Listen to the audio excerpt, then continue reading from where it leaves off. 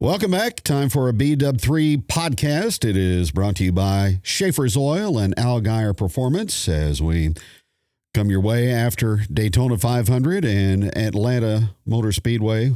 What's that called? Is it Echo Park? Echo Park, yeah, it's Atlanta. You said it right. Yeah. Tyler Reddick dominating right now. Dirt late model guy making it big, right? Pretty cool. Pretty cool to see. I still can't believe he won with no right front fender Sunday. Like, we all work our butts off on these cars to have them aero right, even at the short track level. And his front bumper was all right, but there's no way that was good having that parachute in the right front, but it didn't matter. He pushed him to the win, and he really found some speed there at the end on Sunday. Just dug deep and checked out. It was pretty cool to see. First to win the first two races in 17 years on the Cup side. You've got Matt Kenseth in 2009, Jeff Gordon, I believe, 97, David Pearson and Richard Petty. And then a gentleman named Marvin Panch won the first two in 1964. Wow. So I'm heard of Marvin Panch, but Petty and Pearson, that's pretty cool names. I remember Kenseth's little run there. I don't remember Jeff Gordon's. So when you just said 17 years ago on Kenseth's 09 run, that made me feel old a little bit there, but pretty impressive. And NASCAR, for as critical as we all are, they are on a roll right now. TV ratings are great. The truck race and the O'Reilly Auto Parts race were spectacular. Those two races were just absolutely awesome. And the finish to the O'Reilly Auto Parts race with Sheldon Creed winning was just, man, that was a good race and exciting. And they've got it right. Now, I'm not I loved old Atlanta, but to watch probably wasn't the most exciting to watch for fans. That race on Sunday was awesome to watch, and hats off to the crowd. It was 40 degrees and cold. Wind blowing. 40 degrees in Atlanta is about like 20. It's about like it was here, honestly, Sunday and Saturday and Sunday. So huge crowd, and I'm sure it was cold at Ole Miss. It was cold. Yeah. It was sunny, but the wind was blowing. It was cold. Cold, yeah. There's no. It's not fun. I'm not a cold weather person, but that for them to have the crowd they did at Atlanta is pretty awesome to see. So good for them, and I feel like they got a lot of momentum going. I hate that they're going to a road course. I'm still a traditionalist, and 10 years ago, the road course races, you and I would be sitting sitting at Dickey's Barbecue years ago talking about how awesome those were. And now we're like, yeah, man, you're going to road course. But maybe Connor Zilic will have the answer to SVG, and maybe it'll be a really good show. Let's hope. But pretty awesome, though. The momentum the first two races, you got to, Bubba Wallace gave another one away, in my opinion. And I don't really even think we all pick on him a lot, but I don't know what he gave it away, but there wasn't anything. I can't say that I wouldn't. I think he done the right thing. He did the right thing. He just got beat. And who would have thought that the guy with the right front fender, I would have never, you're like, oh, that guy's out of the race, why do they want to push him? So, Hocevar went for it, and he's kind of the show right now, and pretty cool to see. Got a few people unhappy with him. Yeah.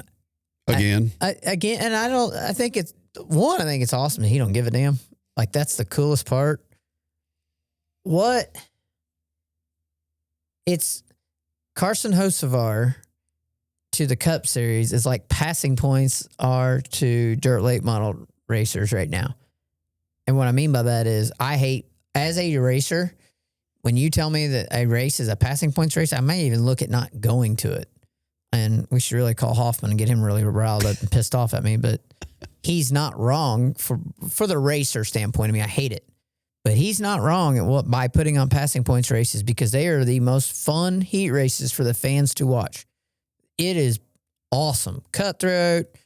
When you get cars that have speed separation and you get some cars in the front, they're slower, but when you're a driver and you're in the back, it sucks. But it's entertaining for the fans. And I feel like that's how Carson Hocevar is to the Cup Series right now. It's awesome to watch. Like, he does not care. He made a move going into turn 1 late in the race and whipped the car to the right and then cut the car back left. And like, I thought I'm like, he's for sure wrecking. Like, how that car didn't snap around and wreck, like the car control that he has is unbelievable. Like, we whip our cars into the corner on dirt, and it is really hard to learn how to do that because, like on pavement, when you do that, you're going to wreck hard. And he like just was trying to go high and he got blocked. And when he did, he cut the wheel hard to the left. And I'm like, I'm watching it, yelling at the TV, like, what are you doing? And it did not wreck. And I'm like, and they did not show that. They should have showed that replay right then and there, because it was like unbelievable what he's able to do. Just, but it was fun to watch. And I mean, don't you think it's better to have some excitement than just everybody vanilla following the leader? How about 57 lead changes at Atlanta during the course of that race? Yeah. So, I mean, it's awesome to see that. And like, we all get, when you are hardcore race fans, when you're a dirt fan, if you're listening to the show, you're probably a hardcore race fan. Like, there's times that you're like, I want to see somebody setting them up to pass or stuff like that. But 57 lead changes is what changes the sport, and it's what makes it great. It's a 400-mile race instead of 500. That's good. Like, there's everything that they are doing with that race. Not that I want to see it at Kansas or Charlotte. It's twice a year is fine. I wish they could fix Daytona and Talladega, because look how good that race was. And it's handling. It's however they can cut something out of the underneath the cars. It's way above my pay grade. But like, the Busch or the O'Reilly Auto Parts cars are great no matter where they go. Those cars race good. They put on a show. You can't tell me you can't get in a wind tunnel and figure that out. And you can't tell me when you see that right front fender come off of a race car, that's going to get people looking and scratching their heads and going, wait a second. It's going to get us. I mean, if you go look at a dirt late model from an upper view, if you've watched, tonight, Ocala starts tonight. It's replaced the old East Bay. So if you don't have a Flow subscription, you're missing out tonight, all the rest of the week, 5 nights straight, dirt late model racing. There'll be a drone shot and you'll see those cars in staging or going across the scales, and you can look at them and see how skewed they are. And it is what it is. It looks just like the Cup cars in 06. But there'll be 1 or 2 of those cars that aren't as skewed out that win in a lot of races. And you sit there and you're like, why? What are they doing? Just like that right front fender coming off. Those engineers and those people are going to go back to the drawing board and figure out, hey, is there something? Are we worried too much about something in that car? Because at some point, they've got to know, hey, we had a weakness on our right front, but whether it helped them with wedge or helped them with drag or something somewhere else, it helped them. So for sure didn't hurt the performance of that car.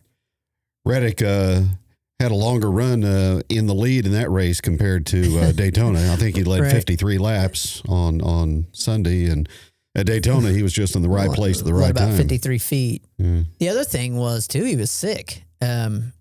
He got the flu, which you understand why. You're gone. If you win the Daytona 500, you are at 7 o'clock the next morning, which you can imagine how bad that hurts getting up. They have the breakfast and all that, and then your flight to New York, and you're gone all week, and you get back to the racetrack on Friday. So I think that's one of the deals. You travel, go, and then you get there and you're just wiped out, and no wonder he was sick. But he was able to get fluids, and he was sick on Saturday, and he was able to get fluids on Sunday and overcome that. So pretty cool. Former winner at Highland, Illinois in the Summer Nationals race. I did not know that. I knew he raced a lot. Did not know he won at Highland. Pretty cool. So he won the Bowman Gray Dirt. He won at East Bay. He won a Winter Nationals race at East Bay. I think 2011, something like that. Won a lot of dirt late model races and was a star. He really was. And everybody knew where he was going, though, too. He was on a trajectory to go, but even in his interviews with Dale Jr., he talked about, the place that they went to celebrate that Saturday night. Well, that's where we used to go when we were racing at Volusia with Bobby and Devin. So it's like one of your buddies winning, and so it's pretty cool to see just a guy that's just a dirt racer that just wanted to race. He'll race anything he can and go and win the Daytona 500. It's pretty cool. Yep. On the road course, as we mentioned on Sunday, a Circuit of Americas, Christopher Bell won last year, and then you've got Phoenix, Las Vegas, Darlington, and Martinsville coming up in the month of March. Speaking of Martinsville, Lee Pulliam was just announced that he is driving for Dale Earnhardt Jr. in Junior Motorsports in the O'Reilly Auto Parts Series in the 9 car. Pretty cool. That is Lee Pulliam is a 4-time NASCAR Winston Racing Series. I'm going to use that for our fans because that's what we all called it. National champion. He's behind the guy to our right's door, to one championship behind Larry Phillips.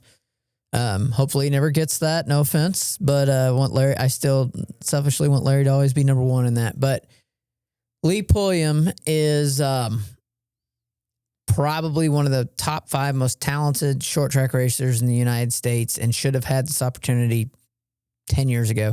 Had quit driving and just formed his own driver development team. And if you follow late model stocks, his team was kind of like Donnie Wilson's team or Anthony Campy's team. Just kind of formed his own deal, driver development. Brendan Butterbean Queen is driving for Ram, went through his program, and was kind of his little protege. And that kid has just done an amazing job as an ARCA champion and then trucks. And Lee had kind of given up on racing, and Dale Jr. and him kind of become buddies through that. They raced together in late model stocks, and looks like they're able to go to some of their partners and get them to jump on board. So big shout out to Dale Jr. for making that happen. And man, like Lee Pulliam's won so many races. I think that video said 175. I believe late so. model races. Yeah, it's impressive. And so the days of 1,000 late model wins are over. You'll never see it again. But 175 races like that, it's about like 1,000. It's just it's incredible what he's done in his career. So when people are telling you that it's just a bunch of rich kids that are with the Fortune 500 companies backing them, no, there's a guy getting a shot again, and there are guys getting chances through this new deals with NASCAR and through the lawsuits and all that. I think you're going to see more and more of this, and so a big shout out to Dale Jr. for Carson Kvapil and Caden Kvapil. They didn't bring funding, like they were talent. I mean, they literally got on talent, and Josh Berry, Dale Jr. took him from Legends cars all the way to the Cup Series. So pretty cool to see Lee Pulliam getting a shot, and hopefully be nothing cooler than to see him win one of those races. You brought up the lawsuit. Michael Jordan is feeling his oats. 2-0. Do you know what's cool though? Like, to me, it was 40 degrees out. This guy's got more money than anybody. He can be in a suite and see the racetrack honestly better in a suite. He's on pit road freezing to death like everybody else. And man, he might have been more happy than Tyler Reddick of both wins. Like, happiest guy there. And you wonder, does Michael Jordan care? Does he just, you wonder why he's in racing, right? I think he might love racing more than all of us. Like, he is just as much of a racer as anybody else there. And you want him to be a Joe Gibbs, and he's there. He is that. He is Joe Gibbs. And he's invested. He skipped the NBA All-Star game for the Daytona 500. That should say something. That's a good choice on his part. 100%. Skip that thing. Yeah, who wants to be there? But it's still that is where he made his fortune, where he come from. He don't care. He's a racer. And pretty cool. I heard another stat too, and you'll know this. Brad Daugherty, his team finished second in the Daytona 500, which he was teammates with Michael Jordan. They went 1-2 in the Daytona 500 with Ricky Stenhouse. They've won it before. So that's kind of cool that teammates from North Carolina own Cup teams, and pretty cool to see. But man, he's 2-0, and one of the things that's kind of ironic in how things play out, the truck race was won by Front Row Motorsports, who were the other partner in the lawsuit. And then the O'Reilly Auto Parts Series race at Daytona was won by Childress, the guy that, quote unquote, needed to be flogged. So all the lawsuit teams went 3 for 3 at Daytona. So it was kind of cool, but glad that's behind everybody. And I do think sports in much better shape right now. Let's stay on the development track. Keelan Harvick signs a deal with Toyota. How about that? 13 years old. Isn't that crazy? And what caught me off guard, even in the announcement, which Rick Hendrick owns Toyota dealerships. Let's not forget that. Did you see that picture had HendrickCars.com, as a sponsor? And I'm like, how did Rick Hendrick not sign him already? Like, that caught me off guard, but wow, that's a shocker. 13 already signing a deal. With Toyota. Dad drove for Chevrolet. Yeah. Yeah, Chevrolet and Ford. I think honestly, the only manufacturer he didn't drive for was Toyota. And Chevrolet. And when you think of Kevin Harvick, you just said it. Dad drove for Chevrolet. How did Chevrolet? They're pretty good at not missing, and that's one that I feel like they missed on. So, and I think the biggest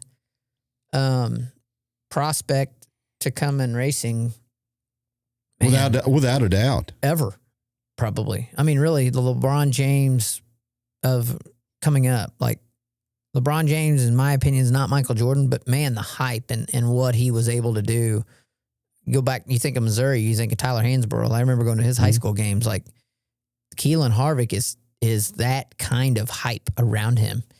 And Toyota jumping on that bandwagon at 13, I think they caught some people off guard. I really do. But his dad's smart. He knows the business in and out. And pretty big, very big. Can't predict the future, but I would wager that that's going to be a pretty good return on investment for Toyota. I would agree. He's 13. I'm assuming I think he will be 14. I really don't know that answer. I think 2031 he can drive Daytona. Wow, in the Cup Series. Yeah. So it takes that long, though. Ryan Blaney was on Door Bumper Clear, and I really enjoyed listening to him because they asked him about Carson Hocevar, and they've been talking about Corey Day, and Corey Day is taking a lot of crap in the last few weeks. Like, people on Twitter just bashing Corey Day. I'm like, guys, like, this guy is he is Kyle Larson good. Kyle Larson started in NASCAR in 2012, and now I felt like he hit his prime. He won the championship in 2021, so 9 years in a stock car like that. Keelan's been racing a little more stock car stuff than Larson did. Well, Larson come from sprint cars, but it's 2026, 5 years. He could run, 18 years old. He could be in Cup, and it takes 5 years to develop that. I still don't think you're going to see him winning in 5 years in Cup race. Hard to believe he could be in a Cup car. I don't think he could be full time. He could be some.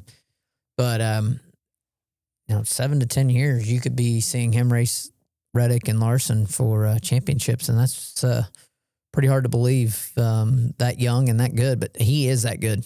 You think winning the Snowball Derby kind of pushed this deal it didn't to hurt. The finish line? I mean, he went to the Snowflake like that and dominated. That did not hurt anything. That definitely helped his resume and the way he's able to do it. What's been impressive to me is him racing head to head against his dad. And racing his dad, right? Of course, his dad, a couple weeks ago, he bump and run his dad, and his dad did not like it and absolutely tried to wreck him and moved him up the racetrack and said in this post-race interview, he did it too early. And I needed to, and he goes, I was trying to spin him out and it wasn't able to do it, but moved him up out of the way and drove away. And he taught him a lesson. And he's like, he needs to learn. And his dad cuts him no slack. But he's went head to head with his dad and won. And he's really good. He's in good equipment. Don't get me wrong, but it don't matter. You have to perform in that equipment. And he is performing above and beyond in that equipment. And I think he's a star on the rise for sure. Let's switch to dirt. Who are the early season favorites, do you think? Nick Hoffman has had a great start in the World of Outlaw side, and I feel like overall, like, dominated Volusia, won everything down there, and then was able to go to a new track down there at Hendry County and beat Bobby. Bobby and him split wins, but he beat Bobby. I felt like the big money night. I think Nick is ready to give Bobby a run for his money in the championship. I do think it's funny as hell that people talk about this slump Bobby Pierce is in, and he ran second, third, and third, and he's in a slump. And then he went ahead and won that Thursday night down there, or Friday night at Hendry County. But on the World of Outlaw side, those two have really come to the forefront and really doing a good job and going to battle it out. I think Dalton Wilson, when he gets his feet on the ground, will be a contender in that series. But on the Lucas Oil side, it's pretty awesome to see Brandon Overton and Brandon Shepard really rise to the occasion and come back and really make a comeback. Hudson O'Neal's probably the dominant car, even though Overton's the point leader right now. But pretty interesting to see how it's changed. What I think is, and I think this is better for the sport, and so I'm going to say this from an overall view. I felt like for the last 3 years, you had to be on any Longhorn on Bilstein shocks. And if you weren't in a Longhorn on Bilsteins, it was tough. Like they had the best package. Everything they had was clicking. In starting about June of last year, the shift has kind of been made to just kind of opening it up a little bit. You know that people are copying shocks and taking shocks to other companies, and each shock company has different pistons. Whether JRI's got a different piston design than a Penske, than Öhlins, than a Bilstein or an Integra or Fox, whatever you got. What's nice to see is Bobby Pierce winning is on Öhlins, Longhorn Dynamics and Öhlins. You see the 9 cars on Bilsteins with Nick Hoffman winning in them. Hudson O'Neal switched to Penske's, which shouldn't be a surprise to anyone. Jason Durham, his crew chief, has been a Penske guy forever, and it's kind of known. He's doing that on Penske's. Fox has had great runs with Brandon Shepard in a Rocket, so that's good. Like, you're seeing Rockets win, you're seeing Longhorns win, but you're not just seeing a Longhorn and Bilsteins winning. You're seeing a Longhorn winning in every shot combination you could think of. And not that it wasn't happening before, but it's still happening. You're seeing a Rocket win with Integras with Tyler Erb. So I think it's good to see that there's some balance back, and everybody's going to work. And it feels like everybody's stepped their programs up in the last 5 to 6 years anyways. And you've seen Infinity win with Penske, with Madden. So there's no heavy favorite right now. You're not seeing Ricky Thornton and Bobby Pierce just dominate. And then when JD gets there, JD's going to be there this week. He's going to be tough to beat when he gets there to Ocala. And to think that Ricky Thornton's not going to show up and win here pretty quick, it'll happen. He's too good a race car driver. He's very smart, and he's got a great crew around him. I mean, they'll fix wherever they're off just a little bit. And really, everybody, I laugh at that when you talk about dirt late model racing. Ricky Thornton doesn't win for like 7 races or 8 races now, and everybody's in a full-fledged panic mode. I'm like, well, he comes 16th to 6th, like, not bad. Like, just not doing what he does, It's just incredible to, when they get winning like that, everybody expects it and sees that. So it's pretty wide open, though. I think it's wide open, and I think it's good. And I think you'll see that on the regional side of things too. I think you'll see your regional favorites in each series that are favorites year to year with your, you got Fager and Babb and Unziger on the Mars side, and you'll have the Simpsons and MLRA, and you'll have, it looks like comp, you'll have like Tony and Kay Dillard and those guys, in my opinion, the favorites in those. But I think you'll see a few more winners coming in there. I think it's good. It's balanced, and everybody's stepped the program up and ready to go. So, which is time. It's race season starts this weekend. Yeah, we're visiting on Tuesday. Should be pretty good weather. Springfield opening up this weekend. Yeah, practice Friday. They race Saturday. Not late models, but I know there will be late models there Friday for sure. We're headed down there ourselves to practice, but a lot of people getting ready for the MLRA season opener, the 13th and 14th of March at Springfield. So this could be your only tune-up. You never know on weather. So for us, we're going to go try some things out, and we got the car that we finished the year on the last night at Springfield there at Turkey Bowl. We'll take that car back down there and shake it down. And Vic Hill went over our motor and made sure everything was good to go. So we'll be ready to go. NASCAR, the road course, Circuit of Americas this weekend. That's where the O'Reilly Auto Parts Series is on Saturday. Truck race on the streets of St. Petersburg. Pretty cool. Dario Franchitti's racing that race with Jimmy Johnson as his crew chief, I saw. So that's cool with Indy cars. So that's kind of neat to see. And street race for the trucks, that could be exciting for sure. Good that they have two or three road course races, just because those teams are a limited budget. So a one-off road course race for them is not good. They need two or three to justify that cost. So it's good to see that. But interesting weekend coming up, racing on that end. And then Ocala for dirt late models all weekend. A lot going on. And then it's supposed to be sunny and 75 at Jerry's World on Sunday. So there'll be 1,000 to win street stocks, 1,000 to win B mods. So that's going to be a really, really good show. A lot of people with new cars, new rides, new wraps. So if you're looking for a lot of fun Saturday, get your butts to Springfield. You're not going to get better weather in February. It's sunny and 75. Fun to talk about motorsports, but we pause and send along sympathies, prayers, condolences to the victims and law enforcement in Southwest Missouri, and in particular Christian County, for what happened in that incident.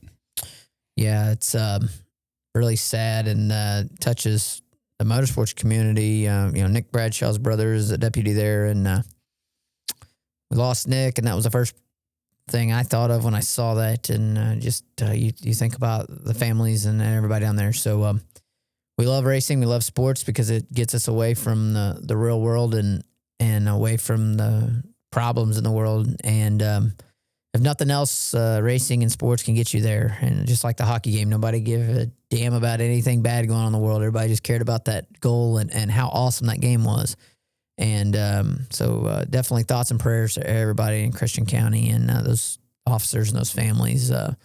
Horrible to see, and we definitely appreciate all our law enforcement and everything they do for us. That'll do it for the BW3 podcast, brought to you by Schaefer's Oil and also by Algar Performance. And we will be back with another edition coming up. It is presented and distributed by Suino Visuals.